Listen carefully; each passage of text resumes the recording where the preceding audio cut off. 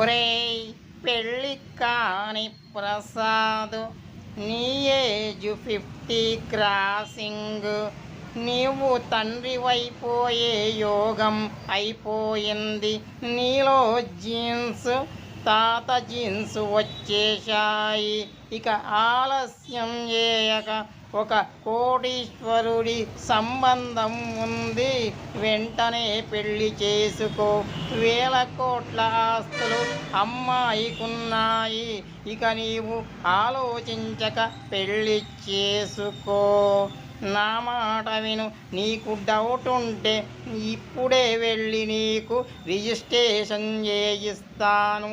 అమ్మాయి ఎంతో అందంగా ఉంటుంది.